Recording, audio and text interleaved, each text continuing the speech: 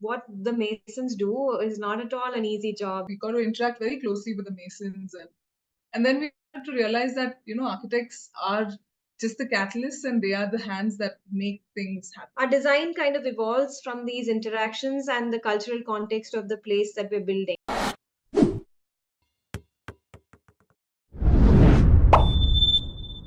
Warm good afternoon from the Architect's Diary, and I'm Architect Simran Khare, the co-editor at the Architect's Diary, and I welcome you to TADPod. So TADPod is an initiative by the Architect's Diary, the most visited architecture website of India, where we organize interview sessions with the architects, designers, and innovative thinkers who make an impact in the society. With curated search for the architects, designers, and urban planners from the architecture and design industry, we strive to make a change in the society about the way architecture is perceived by the society. And with thought provoking discussions, we aim to unveil the untouched narratives of architects and designers and present the stories which really matter. And I am very, very happy to have both of you, Architect Sridevi and Architect Rosie, the founders of Mason Inc. So, a brief introduction about Mason Inc. for our visitors. Mason Inc. is a people oriented design and construction firm specialized along three verticals: sustainability, heritage conservation, and social architecture. They are a team of like minded individuals striving to make a difference in the construction sector. The firm believes that sustainability should no longer be a choice, but the norm, and it's striving to make it more accessible to the common man. Determined to reach a zero carbon footprint in their projects, they focus on R&D in the use and innovation of natural materials in construction. The firm has been recognized internationally for the efforts in research and has represented India at various international scientific conferences. So, without further ado, let's dive into a thought provoking session with Architect Rosie and Architect Sridevi.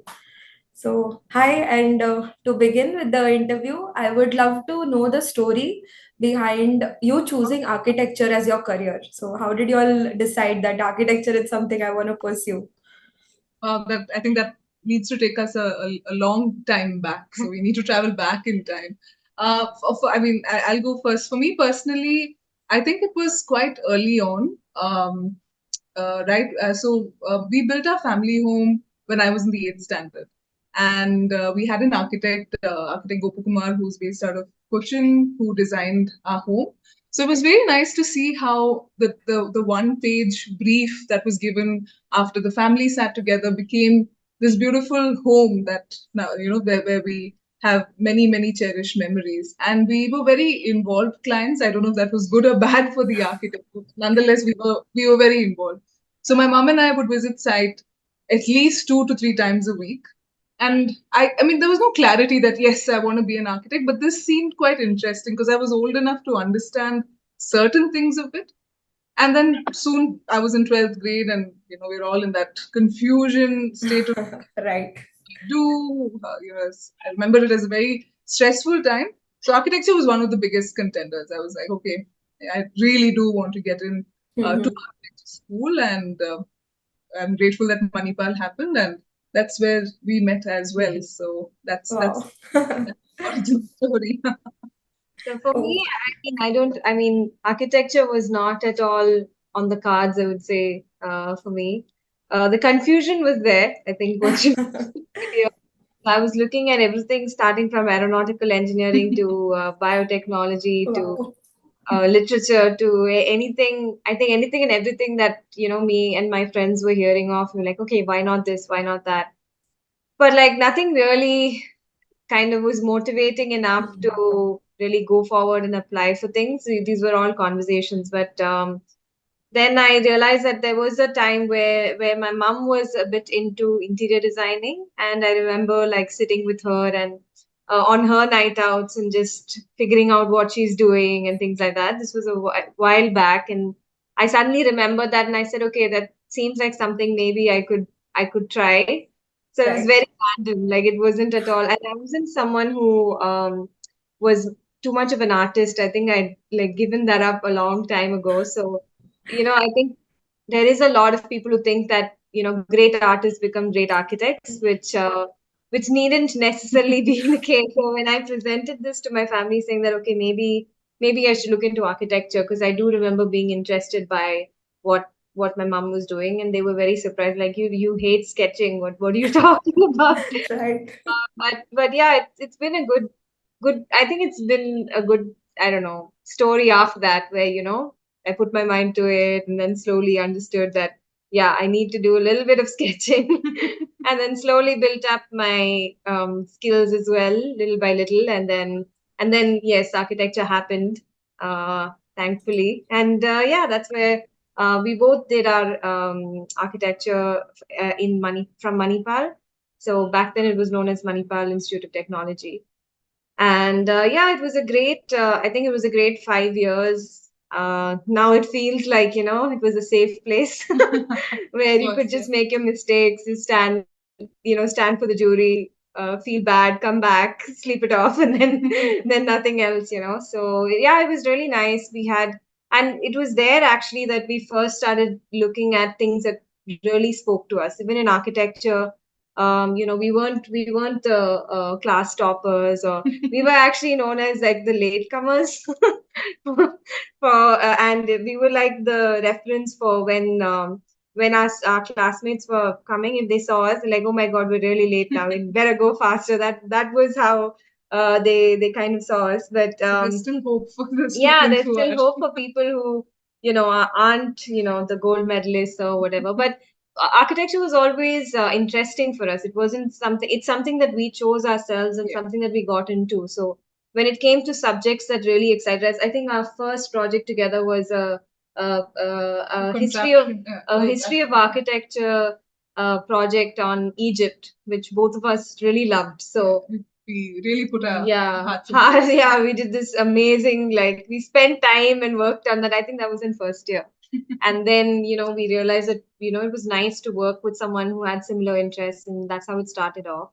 And then later on, we had electives in sustainability, we had electives in heritage conservation. And there also we were very, like, I think for things that really spoke to us, we were very different in class, and we knew that okay, these are things that really like excite us. And we were finally like the first ones there, and like submitting the assignments on time, and that came naturally. So I think by the end of the course, it was clear like what our interests, like our base interests were, though we were not too clear. So, but yeah, that's how we chose it. And yeah, we'll wait for the next question. Right. Actually, architecture college teaches you a lot. I mean, it makes us go through such juries and all the tedious work, and then you just are prepared for life after you're graduated. So, moving ahead, we as Indians immensely draw inspiration from our families and our cultures for the way we choose to work and live. So, how does your childhood and your family influence your style of work, which is sustainable and based on conservation? Yeah. I love your questions. They're very different from a normal interview. They make us really go back to our past and think. That's nice. Thank you. So I think a few things, like in our childhood. First, if I had to think of, we were very influenced when we were about, like, I don't know, 6, 7 years old. We used to watch. I think even she used to watch a lot of TV, and there was this thing called Captain Planet. I don't know if you know about it. It was like a superhero, but for the environment. Yes, I And remember. that's subconsciously, yeah, I think that's when we wanted to be on, like, Team Captain Planet, like save the environment, do whatever you can to protect it. Though I'm sure, like, we at some point we still had that for us to start liking that show and watching it so it might sound silly that okay, the cartoon is what, but subconsciously you don't know what all you kind of imbibe in your childhood. Right. Funny that when we met, then later as young adults, we kind of bonded on that as well, in terms of Captain Planet and the show, and then we found it on YouTube and we watched it again. Yeah, this is all those night outs, right? You're dying to stay awake, and like anything and everything becomes a conversation. And then we were singing the song of Captain Planet and like whatever. But yeah, I would say, I mean, it's funny. That's not the only influence, but I'm sure that did influence me, at least in knowing that I want to work for the environment. And apart from that, like I come from Kerala, both of us come from Kerala, and I had the good fortune of experiencing these traditional Kerala homes when I go to my aunt's place or grandmom's house, or and the monsoons, just sitting in that veranda, looking at the rainfall, and like I just fell in love with how you can be inside a home but still be very connected to Yes. nature. So I think those kind of things still like really take like show in our designs as well, where we try and bring those memories of childhood also, and the joys that it got us in different places into our design, so others can experience such things as I well. think it's the same for me. I didn't grow up. I mean, most of my childhood was outside of Kerala, so you really look forward to those summer vacations. So my dad is from Palakkad, which is a small village in Palakkad, and my mom's from Calicut. So both, I mean, do have a slight rural character. So it was really nice. I mean, your question made me think back to all my summer vacations, walking through those paddy fields. And those days were much simpler, right? There was no fear of, okay, there might be a snake. Or we were just in nature. You would be, so on the way back from the temple, we would jump into like a pond, which is like just a random pond. And, so the love and the connection to those landscapes and nature, and generally, I think now thinking back has kind of influenced quite heavily on how we look at architecture today. Right. Kerala is amazing. I mean, the beautiful landscape that it has, it's just picturesque. I've been thinking of visiting Kerala since a long time now. I need to make a visit. Haven't we? I haven't yet. I'm planning my vacations. Let's see. So next is so the process of commencing your own architecture studio comprises of various aspects. Can you take me through the process or the journey when you two decided to start your practice together? So that must have been a big decision. Yeah, I think, like we said, it'll be 20 years that we know each other next year. So it's been a very long association. So we were also roommates in college. I never had to look who I'm going to do a project with. I knew it would be, oh, I have Rosie, and we would just do projects together. And right during college, during all those assignments and group work, you realize that you have a connect in terms of aesthetic, wavelengths, ethics, models. So there were a lot of boxes that were ticked for me at least. And right from college, it was a dream to start the practice. When to start the practice was quite different. I thought, when I'm much older, when I'm maybe 40, 45, we'll start, but that was not the case because she had other plans. But it was fun nonetheless. So right from college, I would say there was a definite dream to work together and continue the friendship into way into adulthood as well. Yeah, and I think one thing that we do, that we all do, I think, is dream. And something that we did not lack was just to dream. So again, another thing that all those night outs helped is, okay, what would we, what would you want to do? And then we would go into, yeah, we'll start our firm. And, they were just, they were just actually just dreams, right? Like just excited dreams of an architecture student, maybe a little deluded because you're sleepy and sleep deprived or whatever, but I am thankful, I'm very thankful that some dreams have kind of come true. And I mean, it's not always like rainbows and butterflies. There are days that you really wonder if these are the right choices that you've made. But I think on the majority of it, we're very happy that we could do this. And I think somewhere we kind of help each other get out of these places where we have when we experience doubt, and we wonder if we're really doing the best we can. And I think it's a process that every human being goes through, but it's nice to have somebody who can, like, who's doing this with you, so the struggles have been like experienced by both of us from the beginning. So I think it's very helpful to have someone who's experienced the exact same thing. And one thing that we've been lucky in is that we are never low at the same time. So it helps, the other one kind of helps in bringing the other person back up and say, no, it's, I think we've done great so far and we should keep going. So how we started was, yeah, in college we would talk about it a lot. But soon after college, we both decided to go to Audible. So during college, one of the case studies that we did in our second year or something was go to Audible. And we were just like amazed at this place that we did not know really existed. That I Where would say kind of changed our lives. Yeah, where they were talking about sustainability, like, it's like an alternate parallel universe where people actually, that's They the live main, it. yeah, they live it. That's the main aim, and then that's normal, right? It's not like something that we're trying to speak about, and they're like, oh, okay, this is how we should live. So it was a really nice wake up call for us, and we wanted to go back there. But somehow internship, we didn't have enough number of months to go and volunteer. So one thing that when we spoke, we said, okay, why not go and volunteer after college? So that's something that we did. Like we didn't immediately look for job opportunities. We wanted to look at wanted to learn more actually and understand sustainability more. And at that time, I think both of us like both sustainability and heritage conservation. We knew these two things were it, but we weren't sure what we wanted to kind of go and specialize in. So we went to Audible. I ended up spending 3 years at Audible Earth Institute.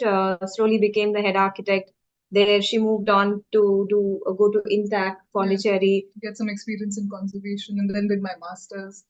And Yeah. once I came back is when we decided to start. Yeah, she was trying. I mean, I had some inquiry. So by then, I'd moved back to Bangalore where my family was.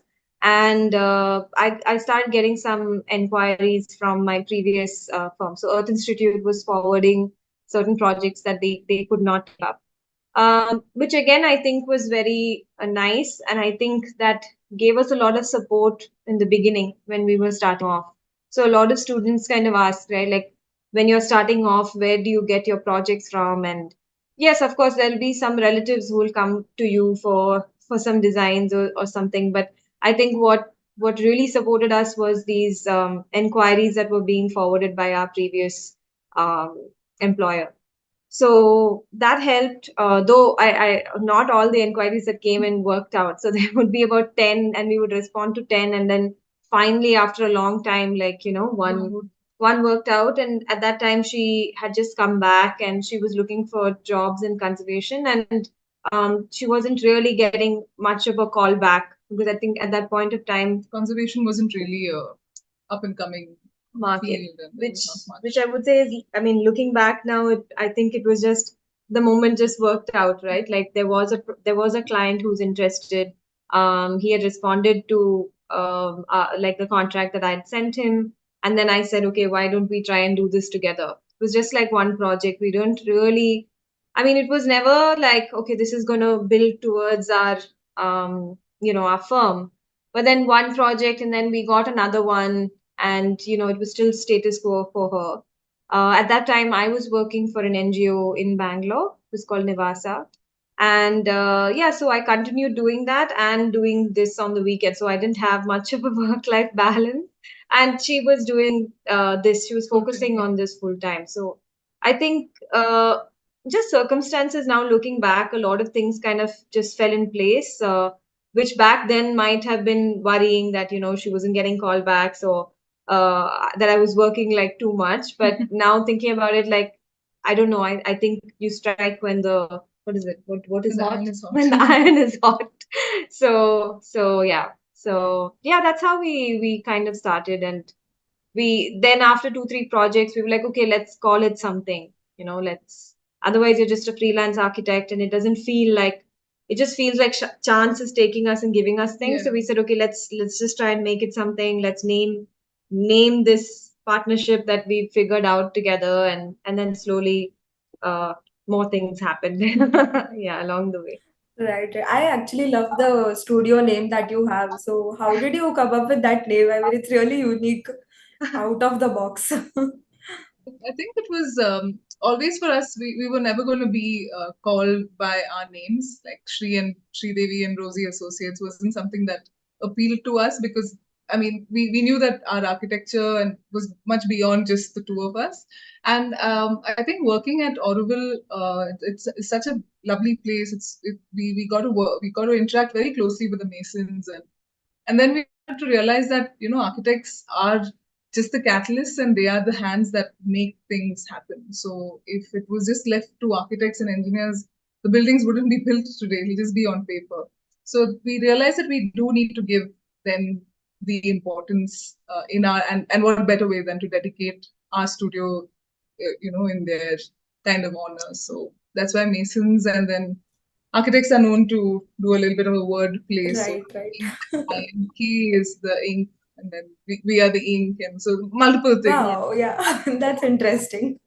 The ink is the prints that we do of our Right, right.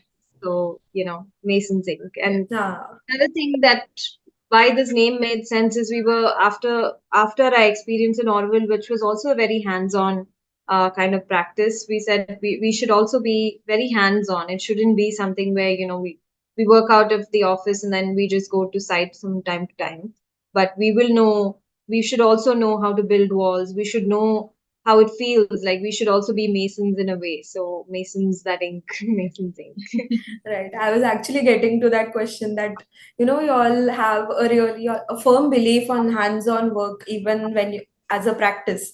So how do you think and how important do you think it is in shaping of an architect, and how does it help you shape your practice, the hands-on experience? Yeah, I think it's really important because when we were studying architecture, right? Like there would be one or two sessions that were organized. I still remember. I think when we were learning masonry, they had organized something where we build something, but there was a mason, and like at the end of the day, we didn't end up really building. He was building, we were watching, and that was fine. Like you don't think you're just having fun as a student, right? So you're not really that bothered that okay there was this person who you could have learned so much from and you didn't do much but I think when we went to Audible and we really started understanding from the masons because site was very important and it was very close by, so every drawing was delivered by us by hand to site, and then we would go and explain to the masons there how things were done.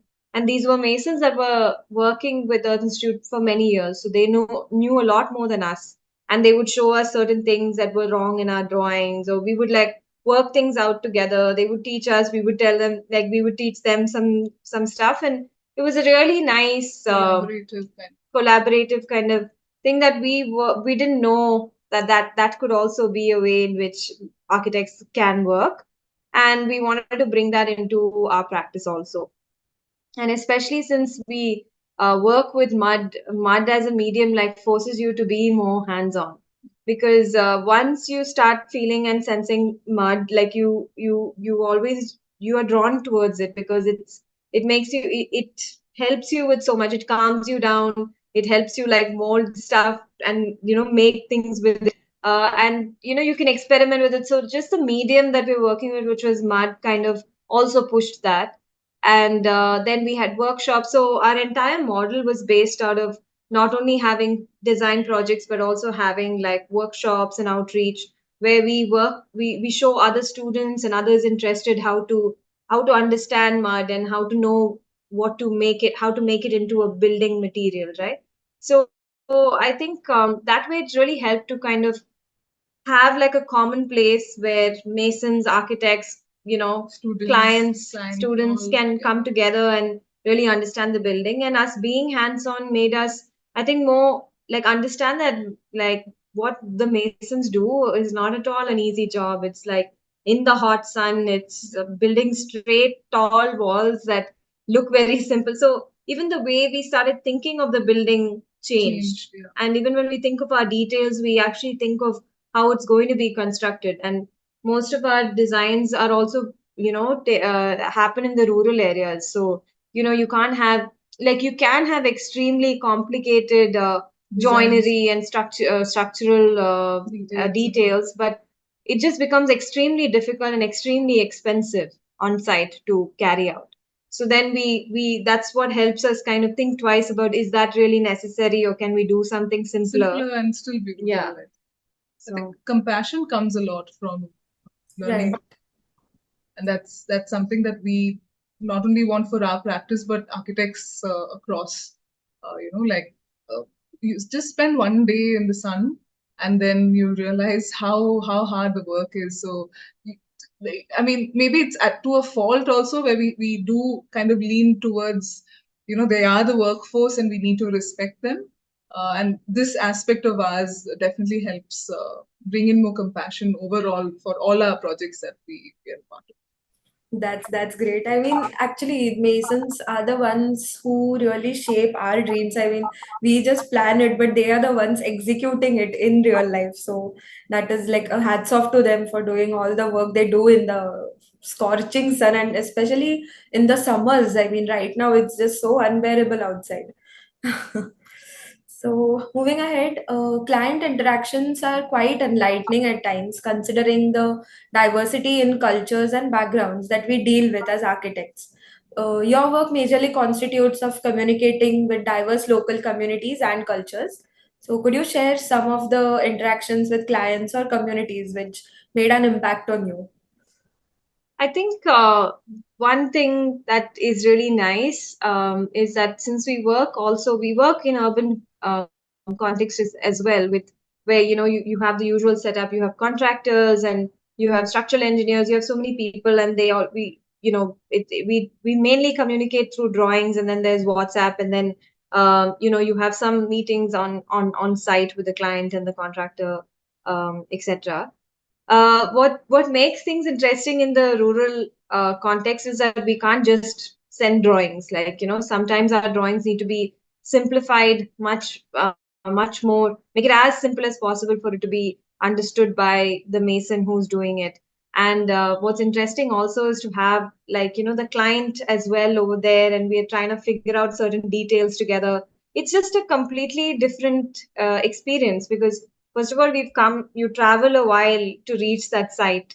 And I think that's like that journey itself kind of makes you transform from that urban self that you have to your rural self, where you're there and then you're figuring out something, or you have this very simple plan, and then you're doing the marking with the mason. Sometimes language sometimes is a barrier, because we work in and around South India. So there are sometimes they speak a mix of, because it'll be at the border, so it might be a mix of Kannada, Tamil and Telugu.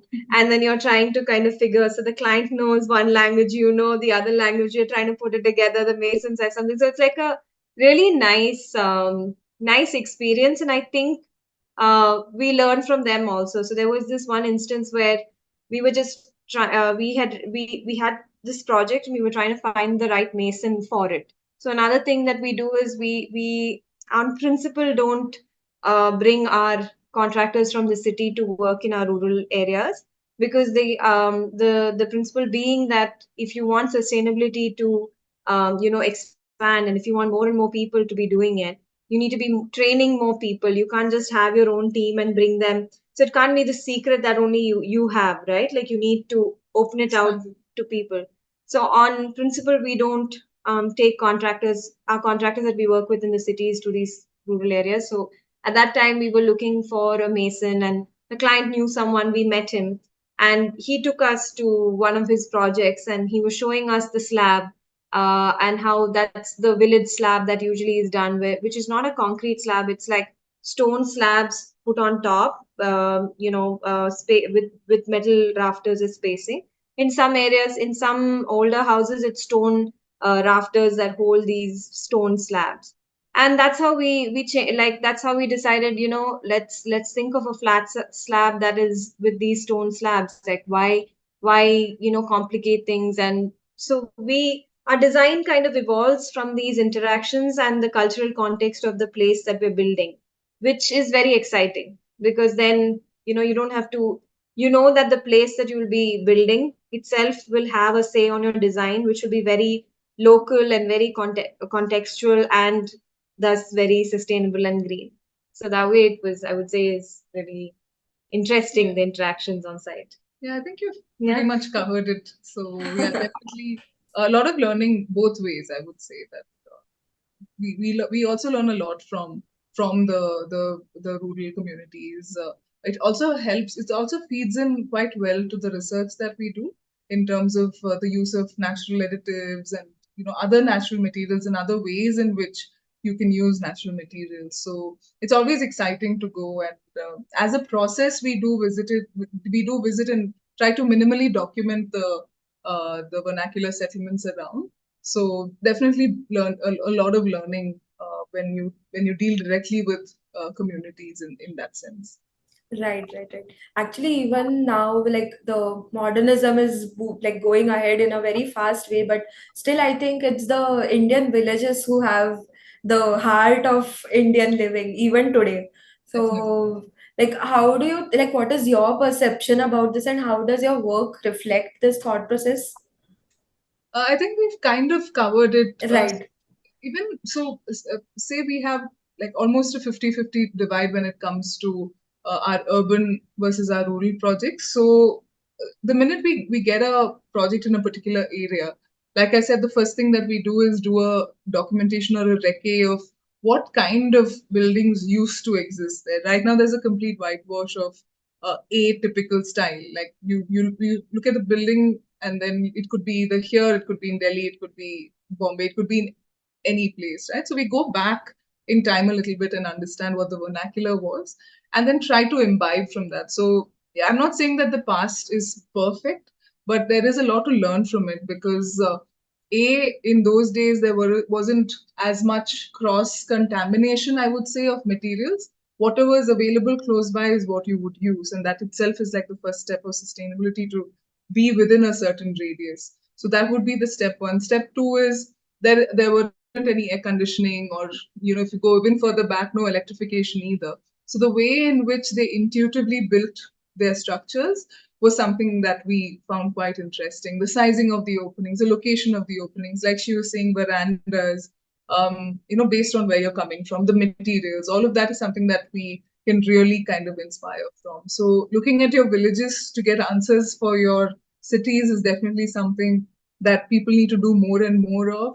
Nature-based solutions for the problems that we're having today, say water crisis, increasing temperatures, and to a certain degree also going to the level of romanticizing the pace at which you can live at when you're in the rural community. Immediately, so the difference is when we go for a site visit to any city house, you come back feeling quite tired, even though it might take you just half an hour to get there. But doing an entire day on our rural sites, you come back actually feeling quite energized. Just breathing that air and kind of feeling that energy is quite nice. So you rightly said it. India, although there are numbers showing huge migration, India still does live in her villages, and I think there's a lot for us to imbibe as builders and architects. Rightly said. And so going ahead, the finesse in your designs today is definitely achieved by going through various ups and downs throughout the years of your experience. So, and mistakes definitely make us like act as the guides for our development and our future. So, what were some of those projects, or maybe one incident which molded you into the architects that you are today? I think it's like a series of incidents. So we're celebrating a decade of running the practice. So I think it can be a separate podcast on failures of McKinsey and how that kind of changed us. So I think in every aspect, right? So the first contract that we're coming to, the more like commercial aspect of the running a studio, right from how we wrote our contracts and learning from that through experiences that we've had, and making it more versatile, the contract itself, so that you're protected as a professional. To the small details that we've kind of evolved over time, things that have worked, things that haven't worked. Also, from the way you communicate uh, your designs, how you communicate certain issues that happen on site, how you deal with contractors, and then the more that you're in the career, the more you realize that 10% of your time is probably design, or maybe even lesser, and most of it is managing, right? Managing, talking, firefighting, seeing how to resolve issues. So we learn a lot from a lot of different things, but the biggest learning from all our learnings is to document. So document. That's all that we say in the firm, and we actually do keep a learnings document from each project. What are the mistakes that we've made? And that's the first thing that we give to any of the people joining us, saying that, this is the list, go through it, and then we try not to, make those mistakes again. So it's completely okay to make the mistake. The other thing that we follow as principle is honesty. So if there has been an oversight either from the architect's office or the contractor, we face it together as a team, right? Saying that, okay, the architect's office sent this and it was seen in this way, or we missed that detail, which is why this has happened. And then automatically when you break it down, any well-meaning client will see that, and then, kind of it's a better process to go through. So that would be the ups and downs in terms of and how we kind of handle. Right. Recently, the United Nations reported about building a sustainable home with mud, and you were featured in it. Your firm was featured in it. So, how do you think was this experience? And looking at the future, how do you plan on spreading awareness about sustainability and natural building systems towards the society? Yeah, I mean, this is an interesting question because, like, we are still reeling from the fact that, the United Nations kind of found value in the work that we're doing, and, said, use that as an example for sustainable living, etc. So it was It's the quite huge, humbling. Yeah. yeah, and a huge pat on the back for us, saying that, you're doing a good job, keep going, because many times you wonder, right? Like, okay, is this the right decisions that we took, or should we do things differently? What should we do? We ask ourselves like 100 questions, I think, every day. And yeah, of course, this was a huge pat on the back, but it's also a huge responsibility as well, to make sure that we still continue to do good work, and continue to have a positive impact as much as possible on the planet, irrespective of, in spite of being from the construction industry. That's the thing, right? Like, unfortunately, the construction industry is one of the highest polluting industries, and that's what we need to recognize. And I think every architect needs to understand that you have a role to play in in the climate change and in climate action if you really want to make a difference. And I still don't understand why not everyone is thinking about it. And I think maybe universities need to start talking about climate change as something that we are responsible for as well, because I think it wasn't even a topic in when we were studying. I don't think it still is. And many people ask us, like, we've been attending the COP. We've been invited to attend the COP 26, 27, 28. We've been there, and a lot of people ask us, what are you doing at that conference? Like, okay, construction industry has a huge role to play, and there should be more architects watching, seeing what can be done to create a change, etc. So yes, it was really good. And how but like what I think helped us also in this whole journey is that the fact that we knew always that sustainability is not something, if you really wanted to work, like I was saying earlier, it can't be something that we hold towards ourselves, right? It's not a secret. It's something It's that meant to it's a be shared. message that needs to go loud, and to everybody, to every household, to everyone. So, and in the way we work as well, that's what we do. So even in the architects who join us, the interns who join us, we make sure that we have like these internal workshops where we're teaching them how to work with mud. We're showing them better techniques of low carbon constructions. We make them part of our research, where we're looking into vernacular traditions and seeing how to learn from them. And also partnerships with other people. So we are, at the end of the day, we are architects. We know about a lot of things, but we're not experts in all of them. So we need to call the experts in, and we need to be open to what they are saying as well. So very often we work with rainwater harvesting experts, sewage treatment experts, permaculturists, and understand from them what they need as well. So right now we're working on a project where, the permaculturist has said, like, you need to reduce your building footprint by another 40% or something like that. And it is extra work, but we're trying to see that middle ground where we can all be happy, because at the end of the day, we shouldn't be forcing our design when someone has already told us that maybe it's too big in terms of footprint and stuff. And another thing we do is the outreach programs where we want to tell public about it, other architects. So it's more it's we're doing whatever is possible for us to get the word out there and to do it the right way. So even building with mud is a solution only if mud is easily available on your site or around your site. So that's something that we say. And it's like that for any natural material. So really looking into how far is your transport cost, your carbon cost, etc. Before you choose a material. So just informing the public and clients about it also. So even with our clients, we have some sessions where we ask them to take informed decisions. So we try and not force like ideas on them, but explain to them what is better, and see if and why it's better to do that, and see if they choose that on their own will than force them to do it. Right, and I think we need more such outreach programs by the firms who practice sustainability so that the younger students can actually be inspired to do and come up with more sustainable solutions, I think, in the future. Inspiration is a dominant factor which drives the design towards the goal, and inspiration can be from anything around us. So, would you tell me about some of your hobbies or interests which help you draw inspiration from for the unique style of designs that you have?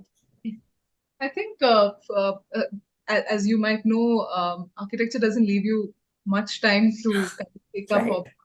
I can give you a whole list of hobbies that I've, right from learning the guitar to, trying to, hit the gym every day. There are different things that have been left half done. But one thing that we do either separately or together is travel. So we travel whenever we get an opportunity, we try to travel. And it's through those travels also that we inspire very heavily from the things around us. So there's never a vacation, I would say, for an architect. Whenever you're in a resort, you're trying to look at the details, you're trying to, and something that she does quite often is wherever we visit, we have to visit. If there is anything to do with mud buildings, or even mud for that matter. I remember once we were traveling in Ladakh and she forced the taxi guy to stop and she had to pick up mud samples because it was actually, it was quite a beautiful purple colored soil. So she has a bunch of soil that she's picked up from all over the world, and I think she hopes to open a museum of soil at some point. I don't know about the museum, but at least putting it in boxes and organizing them would be the biggest. Like when I get the time, so they're all in like boxes right now with labels on them. But yeah, hopefully one day they'll be where you can see it. Yeah. So traveling is definitely one of the biggest inspirations. I would love to visit this museum, by the way, if you ever come up with the idea. Uh, so, uh, a sense of satisfaction is required when we put our hearts and mind to any work that we do. So, this sense of satisfaction is quite subjective and varies from person to person. So, apart from completion of projects, how do you find a sense of fulfillment and purpose as a architect? So, how does your work make you feel apart from the project completions? So I think the work makes you feel a lot of things. Like there's always like when you sign the project, there's excitement and there's this. I don't know. I think someone was saying it's like childbirth. Like you go through a lot of pain to bring out the child, and once it's born, you forget like everything that you went through. Right? You're just happy with that child. And I think it's the same every time you sign on a new project. Like you're just genuinely. I think it's for all architects, right? You're just genuinely excited By the to possibility. yeah, and come up with a solution with all the challenges or the brief that they've given you, and come out with something that would become a home or something that someone else is going to use for a long, long time. So yeah, and I think throughout the process, there's a lot of ups and downs. There's yeah, and the finishing stage is like one of the most stressful times that an architect goes through. I think when the building is finishing, and then woe to all the architects who have like multiple projects at a finishing stage, because it's just stress levels going up. But again, like the project gets over and the client starts living in it, and you see slowly how the house that you design becomes a home, and how they bring in their little things that kind of change the space as well. And then, from a site, it becomes like quite suddenly it becomes like somebody's house, and it's a very fulfilling feeling. But beyond that, also, I feel like in the work that we're doing, something that's really nice also is to see how your project has made a change in the lives of people. So one thing that we do is in our rural projects, we work a lot with communities. So, you see in certain cases, you see a direct impact on their livelihoods. They've picked up a new skill and they're using it, and how it just changes their life. And it's not only the life of that client, but also the life of the people who are working on that project. And I think that is really inspiring, and like that kind of pushes you to keep going, and like doing more things to help others as well in your process. Yeah. Right, right. So, to conclude, would you like to give one message, both of you, something to for our listeners to, in terms of approaching sustainability more? And I think it's not even about the way we design it, but I think if everyone has this mindset itself that this is what we need to do, I think the change can be brought. So, would you like to give a message to our listeners? Yeah, I'll give one and then you can Yeah. also. Yeah, I think this is something that we try and tell people as much as we can, that you will never get 100% sustainable home, because a house itself, building a house itself, means you're not being sustainable, right? Like, because there's so much of embodied energy that goes into it. But the idea is that you strive for 100%, and then you will arrive at an 80, or maybe even a 60. You're 80 if you're lucky. So, but that's not a reason for you not to try at all.